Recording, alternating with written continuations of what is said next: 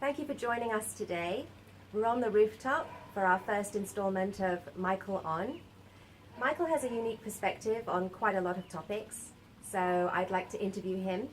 And today, he's going to be talking about life extension.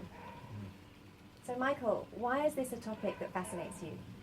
I guess I've always been interested in this kind of subject since I was a kid. The idea of enhancing the human body, and I think it comes from probably when I was a kid, just like a lot of kids, they want to be superheroes, and so the idea of doing something to the human body to make it better and stronger has been there for a long time.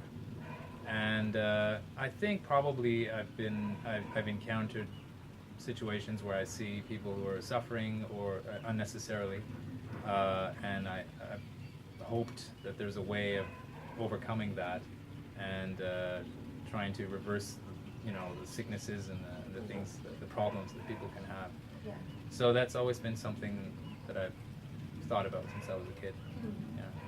So what kind of things are we looking at in the future? What kind of things can we do to, extend our lives? There's a lot of different things that, not a lot of new technologies. I mean, obviously the first one is just treating your body well and your mind well, eating good food and living a healthy lifestyle, exercising and good diet, things like mostly fruits and vegetables, and keeping away from stuff that's bad from you. And then exercising regularly every day, different kinds of things, yoga, swimming, weightlifting. So, there's the healthy lifestyle that we have. And then there's the beyond that, which is taking some supplements. And there are sort of some new drugs that are coming onto the market that are, still haven't been proven, but a lot of people think that they will help people to live a little bit longer. So those are the kinds of basic things that are being done now. And then there are sort of more radical things that are coming in the near future. Mm-hmm. So, well, there's one of the ways is there's something called cryogenics, which is basically people who are sick. They at the time of their death, they have their body frozen. This is happening right now. It's not in the future. And so they actually get the company to come in at the time of their death and to freeze their body, or sometimes their body, sometimes just their head, and then they keep it frozen for as long as they can until some medical advances happen, and then they hopefully can be revived. At the time of those medical advances. There's also some drugs that are being looked into for enhancing some parts of the different parts of the body, like maybe making the liver function better, or the heart function better. There's something happening right now that was sort of discovered by accident, which is people who have diabetes. They're taking a certain drug that they need to in order to fight diabetes, but it actually has been found to extend their lifespan. They live statistically longer than even people who aren't sick. I'm trying to remember the name. I think it was rapamycin. But anyways, there are certain drugs that generally extend the human lifespan. And there's also some technologies that are coming fairly soon. They already exist, but they're still in the experimental stage. What they're talking about is taking your own DNA and then putting it in a lab somewhere to store for a while. And then, let's say, as you get older, your liver starts to fail. They take some of your DNA and they grow a new liver in the lab, and then they go to the surgeon, and then they transplant that. Basically you're growing your own liver, and Yeah. they're putting that inside your own body, Yeah. so that there's no rejection there, and so the the advantage of that is that your body will accept it more easily, Mm. and it's a fresh new liver basically that hasn't gone through all the the toxins and things that your body has gotten over the years. So that kind of thing, the organ replacement, they're going to be doing that with your heart, with your lungs, with your eyes. Maybe there are different parts of the body. That's already happening on some simple parts of the body, like the trachea was done not too long ago, and I think maybe the bladder or something. So it's being done already, and that will become more and more extensive as we get as our generation gets a little bit older, and we'll be needing those kinds of treatments. And they must be able to grow them quite quickly. Yeah, I think it depends on the organ, the complexity of the organ. I think the simpler ones will grow more quickly. Mm-hmm. And what they're doing now, for example, for maybe something like the bladder, is they'll take an animal like a pig, which is biologically fairly close to humans in some ways. The organs are, and they take its bladder and they use special chemicals to wash out all the live cells in it, which leaves just sort of like a framework of a structure there of the bladder without the live cells in it. And then they take your cells, your live cells, and they sprinkle it on. It looks like it's dripping actually on it, and then they allow it to grow over time. I don't know how long it takes for a bladder, probably maybe a few weeks or something like that. And then once that's done, then they transplant it into your body. So, and then I'm assuming that something more complex like a liver would take longer. Yeah. Yeah. So there's drugs and there's like growing organs, like organ transplant, but with your own DNA. Mhm. Is there anything else? And also a healthy lifestyle. Is there like robotics or anything like that? Yeah, they're talking about, this is something probably a little bit further out. They're talking about using some kinds of robots inside of our body. Maybe once they get these computers and robots down to a small enough size where they can safely go inside our body, and to go in and do repairs. I guess they would call that nanorobots or nanotechnology. And so they would go in and they would basically just, through our bloodstream, they would go throughout the body and they would repair any damage that they're programmed to recognize damage. And they would go in and they would sort of fix all the problems and maybe deliver some drugs that are necessary for that particular area. It would be much more specific instead of general body, like somebody now who has cancer, for example, they'll go in for chemotherapy or radiotherapy, and those kinds of things are general around the body, which can be very harmful to the non-sick cells.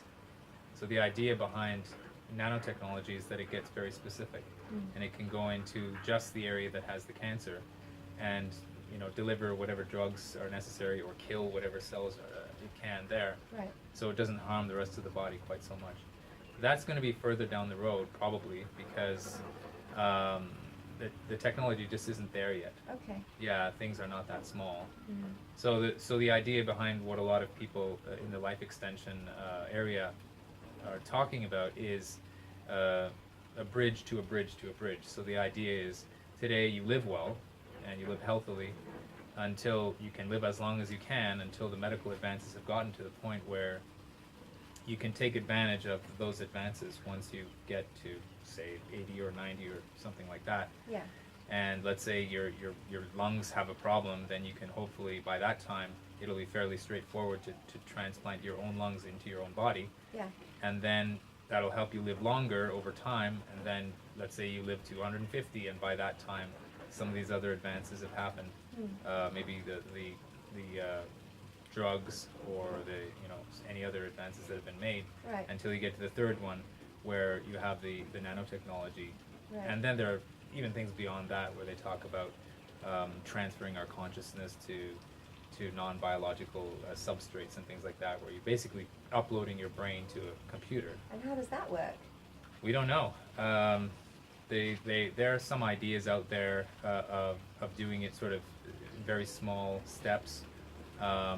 There's the idea that instead of transferring your consciousness to an outside computer or an outside source, what you're doing is basically you're um, putting these nanobots, for example, into your bloodstream, into your brain, and then they go into your brain and they start to sort of match the functionality of the individual cells in your brain. Right. They're replacing your brain cells, basically. Right. So that as they start to match the function of each individual brain cell, they start to take over the functioning of your brain until basically your entire consciousness is functioning within that artificial brain.